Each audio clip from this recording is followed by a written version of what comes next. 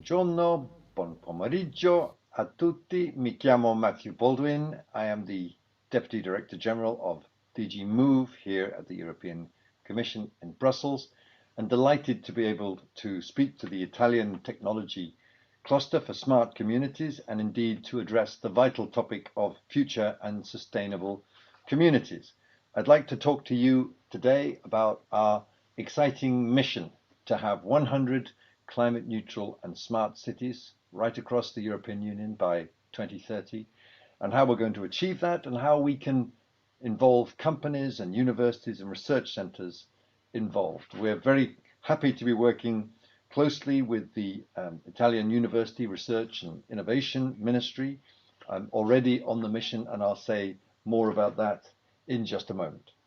But let me begin with the basic questions. Why do we need missions at all? The great Italian academic Mariana Mazzucata said that we need to spend our Horizon Europe budget a little more wisely on concrete objectives with tight timescales to tackle some of the greatest challenges that society faced.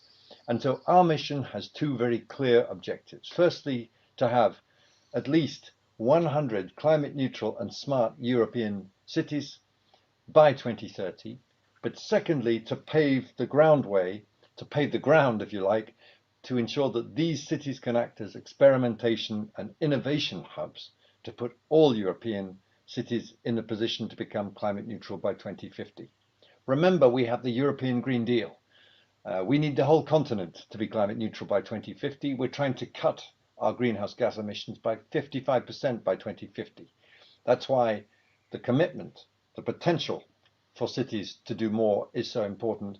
Why cities? Well, I'm sure you know, because cities are burning with the ambition. Just spend some time with mayors. You can hear their commitment from right across the European Union, but certainly in Italy. They're burning with ambition to deliver on this big planetary challenge, this commitment that we all face for humanity. But they're smart. They're also recognizing we have great co-benefits. If we get this right, we can get better air quality, we can get less congestion, we can reduce our energy bills, we can increase our energy security to get free from Vladimir's hydrocarbons. And we all need to be doing those things, but these are the co-benefits that mayors can realize. And last but not least, they're some of the forerunners through our great smart cities movements at doing these things in smart ways. People sometimes ask me, where's the requirement for cities to be smart in your mission? My answer is you can't get to climate neutrality by 2030 unless you're deploying the latest ICT technology in terms of managing energy demand, for example, or smart mobility. It goes together, as we say in English, like ham and eggs. So that's why we're having this mission. It's a new and exciting development. It's one of 5 Horizon Europe missions that we've launched. And I'm very proud of mine because we're going to set out to try to do what it says on the tin. We're going to try to deliver those objectives in a meaningful way. And to that end, we launched a call for expression of interest, calling for all cities with this ambition to come forward. I was a bit worried that we wouldn't have enough cities coming forward. I shouldn't have worried. We had 377 bids from right across the EU, from every one of our 27 member states, and from 8 different associated countries. And therefore, we were faced with a very difficult task. We were like the managers of a ski resort, hoping to get 10 centimeters of snow and getting an avalanche. We, in short, had a tough task ahead of us, but we worked at it. And on the 28th of April, we were able to announce the selected cities. As I said, 100 cities from every one of our EU member states, and we chose an additional 12 cities from the associated countries. The selected cities represent 12% of the EU population, 75 million if we include the cities from associated countries. And not surprisingly, because the most applications came from Italian cities, more than 40 cities expressed their interest. We've chosen 9 Italian cities out of the 100. Alphabetically, it's Bergamo, Bologna, Florence, Milan, Padova, Parma, Prato, Roma, and Torino. It's a strong list, as I'm sure you'd agree, and we're very much looking forward to working with them. But we're also very interested in working with the cities that we didn't select. None of these cities should regard not being selected as a rejection. We never said we were trying to get the 100 best cities or even the 100 most prepared cities. We wanted a diverse group of cities from across the EU, and diverse in terms of their typology, in terms of their size, in terms of the focus they're putting on digital. And we're very comfortable, I think, with the list we've got. When we launched it, we had several hundred media clippings. We had more than 1 million views of our video on Twitter. We were very pleased to see strong social media reaction from all the cities, from ministries, from city networks, from NGOs. But of course, with high visibility comes high expectation. We're now getting under work. We are running this mission through a consortium called the Net Zero Cities Consortium. They're the mission platform, and they are going to be a tremendous source of technical and regulatory and financial advice. They'll also be launching R&I demonstrators, pilot projects, if you will, with the cities in the mission. We'll be designing these open Horizon Europe calls with the interests and needs of the cities in mind. And will be lots of opportunities for twinning, for mutual learning, and again, both for cities in the mission and those outside. We're determined to run an open and transparent platform and process. Specifically, what we're asking the cities to do is to begin working on what we call climate city contracts. These should be seen as having three parts. Firstly, the climate action plan, where the city really sets out how it's going to get to climate neutrality by 2030, how it's going to address the obstacles in areas like mobility and energy networks and the renovation of buildings, the whole circular economy. Secondly, the financial plan, the investment strategy. We know this is an expensive business. For an average city of 100,000 people, we expect the cost of investment to be around 1 billion euros. So for some of those Italian cities I've mentioned, it's a very big sum indeed. And so we're looking to establish a financial plan about where the money could come from. There are funding opportunities, of course, within the European Union, starting with Horizon Europe, and we'll be funding a lot of very important research and innovation projects and supporting the mission platform. We hope there'll be more money flowing to cities, both the ones selected and those not, through structural funds.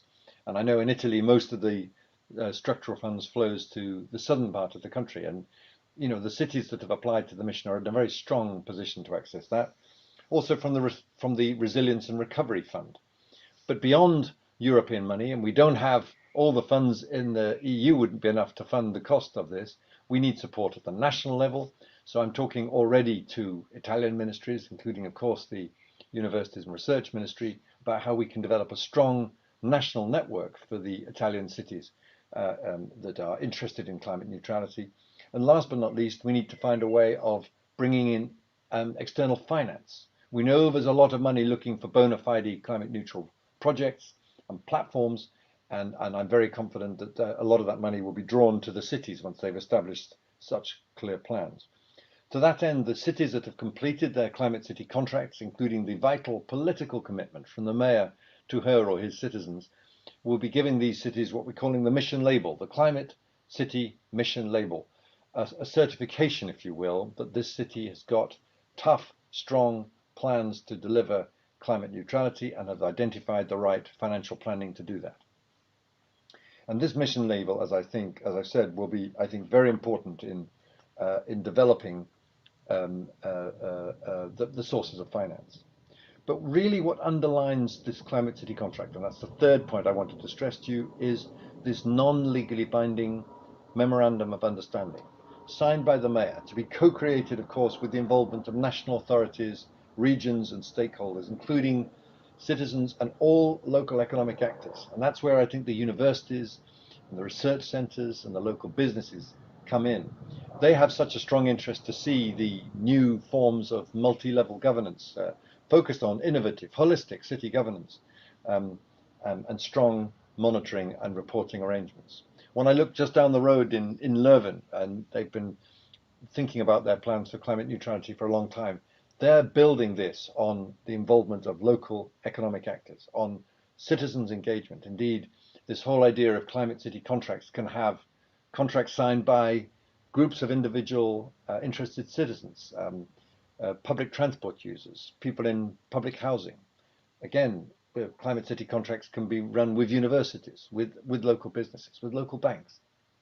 The possibilities are limitless, and we're encouraging this contracting process, as we're calling it, to really engage citizens and to be spread very wide across cities.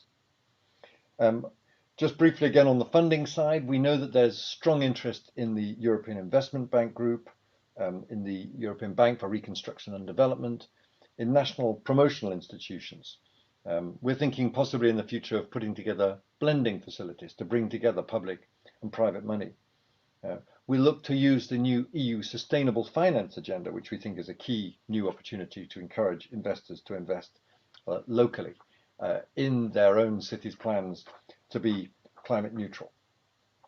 Many of you will be involved in other European schemes for cities, and these are great, and we're not planning to supplant them or replace cities' involvement in these programs, but building synergies. And all the different initiatives in which cities are participating and which are relevant to the mission's objectives, such as the Covenant of Mayors, such as the Green Capital Awards, the Zero Pollution Action Plans, the Living in the EU. There are so many great schemes. They've all been taken into account insofar as they contribute to achieving the successful implementation of the mission's objective. We're working very closely, for example, with the European Climate Pact. We hope that all the mayors of the cities that have been chosen will agree to be ambassadors for the European Climate Pact. Also, of course, with the European Urban Initiative run by DG Regio. We're now at the stage of handing over operational contact to the net zero cities. So Italian cities are already in touch with the consortium. We will remain in very close touch with the mission, fostering national and regional networks, again, building synergies between programs for cities, between the different missions. I mentioned there were 5 of us. And of course, fostering a strong European Horizon Europe work program for the cities mission to make sure that the research that we're carrying out at the heart of the European Union is really super relevant for all the cities engaged. A word about national networks, if I may. This is going to be crucial, I think, for the cities that have both been selected for the mission and those that we haven't. Remember, 41 Italian cities applied and we were only able to take 9 in the mission. When I look at countries like Spain and Sweden and Greece, Austria, France, they already have very active precursor networks to support their cities. I was just talking today to the Greeks who are bringing forward money from the Green Fund to support their cities. The Austrians are launching early next month what they're calling a national mission to support the cities which have got climate neutral objectives, well beyond the cities that are in our mission. And we'll begin a project later in the second quarter of 2022, i.e. next month, bringing together organizations operating at national and regional and local levels to help establish those national networks, to help the public authorities put in place enabling conditions and measures for the mission cities. That project's called Capacities. It's very exciting and we're really looking forward to working with them on it. Lastly, we have a big kick-off conference on the 13th of June. We've invited representatives of all participating cities. It'll be, I think, a really interesting occasion. The work then begins. There's a whole series of in-depth webinars going on as we speak. The city advisors for the Net Zero Cities Consortium, helping the cities work on their contract processes. And we'll be working with other services in the EIB and EBRD to develop the mission label to strengthen the financial possibilities for the different cities. It really is a very exciting mission, and I'm delighted to be working on it with so many great Italian cities and in tight collaboration with the Italian authorities and research networks. If you're interested, please get in touch. You know where to find us. We're very happy to work with everyone who shares this vital ambition to be climate neutral and smart by 2030. Thank you so much for your attention.